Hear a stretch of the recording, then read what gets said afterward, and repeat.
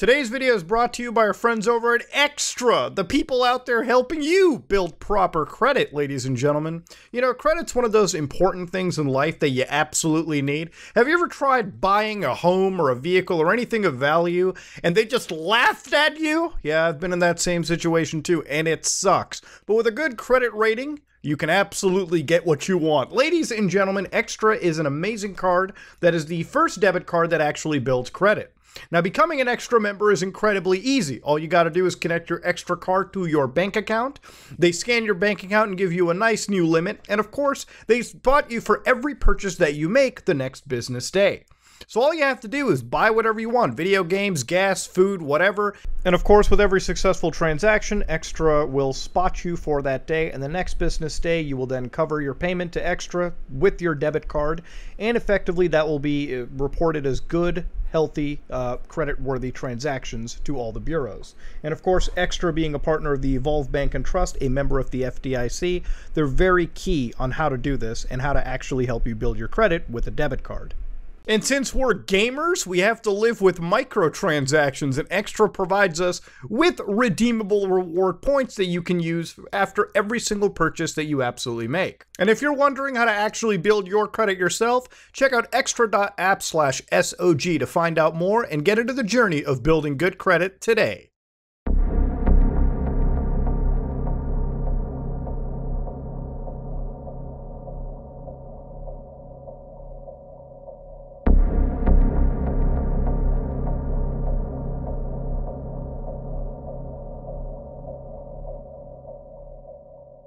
Hello guys and gals, me Mudahar, and Chinese users are absolutely ruining the deep web. They're actually spying on their own people. Now ladies and gentlemen, I know this might sound like a loaded title, but before we begin, I'm specifically talking about Chinese YouTubers and Chinese individuals who have created YouTube videos filled with links leading to malicious versions of the Tor browser. Now, ladies and gentlemen, I know that sometimes on the internet people like to take a lot of sides. Literally, I don't want to get this into like a whole realm of politics or anything of that nature, and I don't want people to like unnecessarily brigade or send anything. So again, we're strictly looking at this from an educational perspective, okay? Now, when it comes to the Tor browser, one of the things that on my channel that a lot of you have come for, you know, in the past and sometimes recently, is deep web browsing. Okay, now in deep web browsing, I explore the deep web, which is effectively using the Tor browser to access the onion layers, you know, the various, the dark web, if you will, where you can explore onion links that lead to unsavory websites, goofy websites, hilarious websites, and so on and so forth, okay? Now, the deep web, in a lot of cases, allows a lot of individuals to stay anonymous. Now, this can be both good and bad, okay? Bad people use the deep web, just like a lot of good people use the deep web, okay? There's a lot of good people who are journalists, who are people that are living in places where they may need to send messages that could land them in hot water, okay? Two countries in particular strike that to me, Iran and China. Currently, as you all know, recently in Iran, there's a wave of protests, and the internet is being shut off, and the ability to freely convey one person's thoughts, one person's opinions, and just collaborating with various citizens in that area is becoming a tough task. The government's really cracking down on the internet and various telecommunications, which is why the Tor browser and VPN services and proxies become incredibly important for individuals who want to at least keep their freedoms alive. It's a lot easier for us in North America and the Western world to take these freedoms for granted. I can sit over here on the internet and look up the wildest shit in the world, and maybe I'll get put onto a watch list, okay? But nowhere are they ever going to outright block me, in most cases, from accessing parts of the internet. It's not as if my Google searches or anything are going to get censored. And if Google does decide to censor them, being a private company, I can access 100 other search engines and get different results, okay? You get the idea that I'm saying. Now in China, the deep web, or the Tor browser, as you can imagine, is highly needed.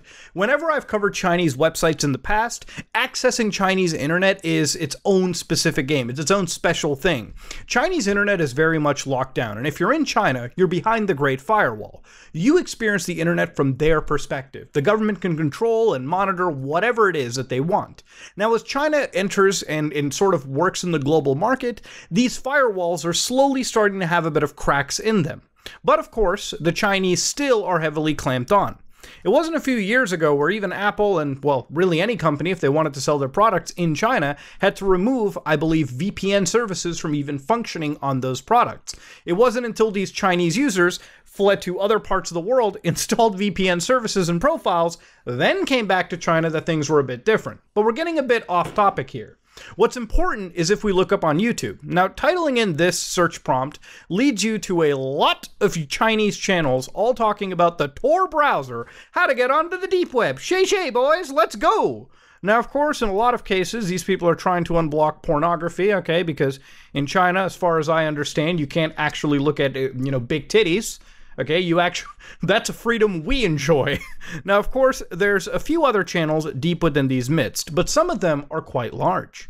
Now, in this case, this one channel with 181,000 subscribers as of today still actually has their video up as of today.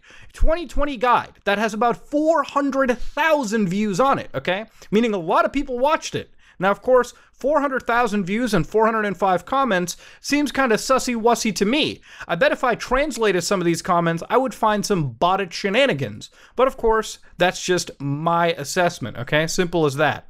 Now, when I refresh this, they made their page fucking private ever since they've started to be called out by the cybersecurity community and people who are looking a little too close to them. Now, of course, in this situation, I don't like to let scumbags just get away with this. I do all of my assessment. I capture all of it. I'm like the FBI, boys. I make sure I have all the video evidence that I can show for the channel. Now, this is a video recording that I had earlier on today in the Some Ordinary Gamers archive, and if I actually go through a little bit into it, I'm going to witness the same channel in that same video, and I'm going to show you a link that was actually fuddled around with. So here you can see that 181,000 subscribers, around 400,000 views. So it's roughly the same. It's actually just a few hours earlier today, okay? If you want, I'll show you the goddamn timestamp for it too. So let me just go properties. October 4th, 2022, 1:03:01 p.m. EDT, okay? So yeah, it was actually significantly earlier today. Now, of course, looking into it, they had one link in particular, www.lanzui.com. Now, why is this link so important? They put this link in their own YouTube description. This is their YouTube description. So, of course, I decided, let's go to that link. Now, of course, as you can see me play around with Lanzui, okay, I'm actually playing around with a lot of these options, and eventually I do end up getting the download coming onto my system. So, of course, here I am, downloading the file, and I do, in fact, get it. This is straight from their own actual YouTube channel. Now, why is this so important? Well, it's because this version of the Tor browser, ladies and gentlemen, actually spies on your computer.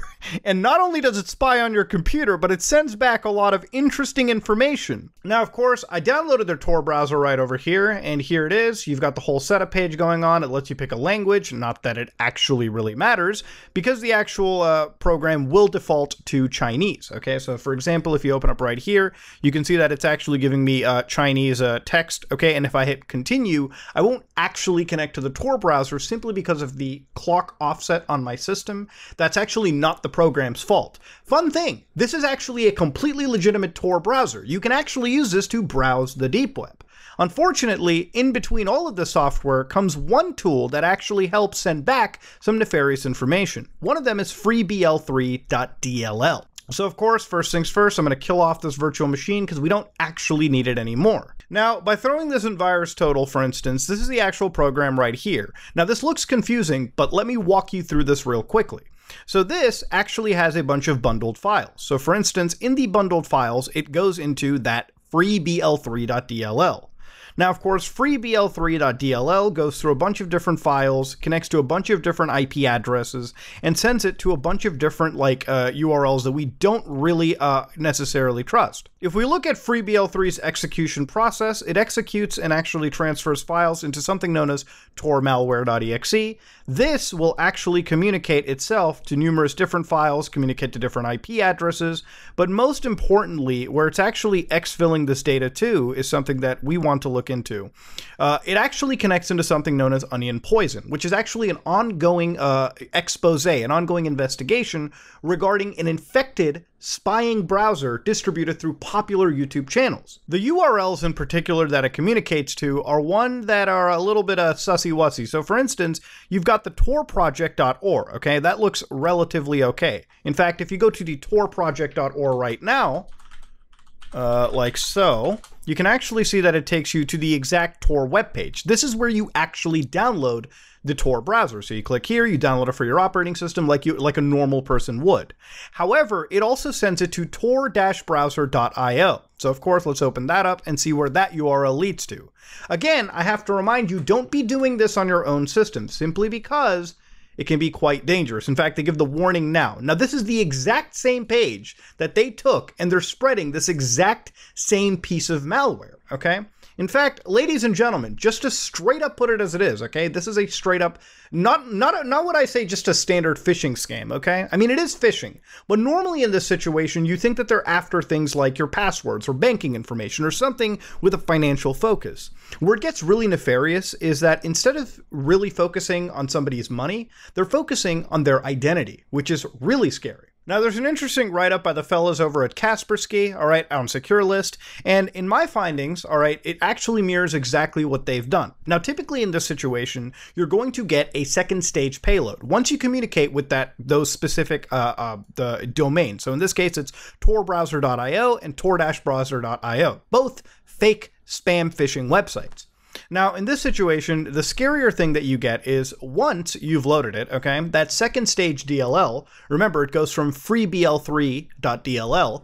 Now, in this case, what's happening is when you're making a post request to their system, effectively, you want to make sure that you have done it from a Chinese IP address, because what it seems like this malware is doing is it's actually checking for IP addresses in China. Now, of course, IP addresses, as you all know, are geolocated to a specific location. So if you're in, for instance, the United States, a lot of servers will know, a lot of places will just know that you're communicating to them from the US. So it'll effectively just ignore you. But if it detects that your IP addresses come from China, for instance, then you have gained all the attention and you have basically launched, and they're going to send you that second stage payload so it can start to do more nefarious actions. The command server effectively is filtering who's from where. Now, in this case, when the server is actually isolating individuals from China, that's a little bit scary because it's not so financially motivated, it's looking for something even deeper. And so let's get into that. All right, that effectively starts capturing a bunch of system information. In this case, it's the GUID of your system disk volume. So again, the ID of your actual disk drive, your partition. Then, of course, it takes your machine GUID. Then it takes your computer name, your computer locale, the current username, and then the MAC addresses of your network adapters. Now, MAC addresses are unique. Every time I've ever shown you an MAC address on my channel, I take extreme care of that. They're always spoofed MAC addresses that I'm going to show you. Now, of course, beyond all of it, once it starts sending a heartbeat to the C2 server, which would be the command server, it then starts to get more information as those heartbeats sort of send over. And that information comes into the tune of the installed software that you have, the running processes in your task manager. So again, all right, basically it's looking through what you got. So for example, if I show you my running processes right here, you can see that I've got a bunch of these things going around. It's basically going to look through what I have running in the system, and from that, if I'm running anything that's a little shady in its eyes or something that would raise a red flag, they know. Then it would capture your Tor browsing history, so what you're browsing on the deep web. Alongside that, your Google Chrome and your Microsoft Edge history, so I would assume that's almost any Chromium browser as well. And of course, they're trying to get what you're doing. They're trying to fingerprint who you are based on your computer name, what you're browsing. And then of course, they get you IDs of your WeChat accounts and the QQ accounts. So again, these are Chinese specific services. Of course, people outside of China also do use WeChat and QQ, but typically this is a Chinese oriented service. And then, of course, you've got the SSIDs of Wi-Fi networks. And the real problem with that is the SSIDs confirm roughly where you would be at, okay? If they know that this is your SSID, they can actually assume like how many other people live close to you, all right, based on if they see your like SSID. So for instance, my SSID is like, I guess you could say just for argument's sake, Muda Fuda, okay? If you live in my area, all right, devices are going to be seeing Muda Fuda, okay? So roughly, if you know my SSID and you already like compromise into a bunch of other devices, you can see what their SSIDs is. And if you see the words Muda Fuda, you might understand that that person is really, really close to me if they're picking up on my Wi-Fi signal. But of course, all right, it's a great way to identify who you are as well. It's just information that they're gathering. This kind of activity is something you would see out of like the Federal Bureau of Investigation or some like serious state agency, where they're using literal 0 days to actually hunt down really bad people on the dark web. In fact, some of their methods are so good that even in a court of law, according to this case, they're not even capable of like giving it out. So for instance, the FBI refusal in this specific case, the full details of an exploit used against a Tor network to track alleged pedophiles, has resulted in evidence against a user being thrown out of court. The court overseeing the case of Jay Mishad, an alleged visitor to a dark web domain hosting child pornography, ruled the evidence gathered by the FBI tracking the Vancouver school could not be used as a legal grounding for evidence in the question. So again, in February 2015, visitors to a website called The Playpen, which hosted, child pornography, were unaware that for a few weeks the FBI had seized the forum and domain servers. Traffic to the domain was rerouted through the servers controlled by the Federal Bureau, and warrants were issued allowing law enforcement to track viewers. One of these warrants allowed U.S. investigators to use a network investigative technique to compromise Tor and track these visitors. The Tor network is an anti-surveillance platform which uses nodes and relays to cover your tracks and online activity, and is also a prerequisite for visiting dark web onion websites. Though little is known about that NIT, their method in particular, it was able to spy on targets, gather information using IP addresses and MAC addresses, and details which should have been shrouded by Tor, which they were not. However, the FBI has refused to reveal the full source code of the exploit, and so a thorny legal debate has occurred. Can you actually, arrest people based on code that you don't even actually know? Code that you haven't seen? Again, kind of a deviated suspect, but you can see the parallels over here.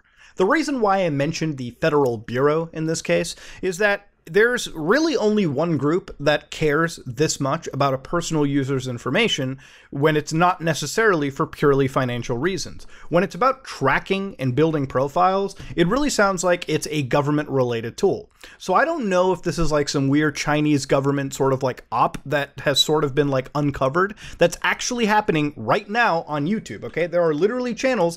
That wasn't the only one. There's plenty of other channels that are doing this right now. Chinese privacy-focused channels that are literally handing out, versions of the Tor browser fucking caked with malware.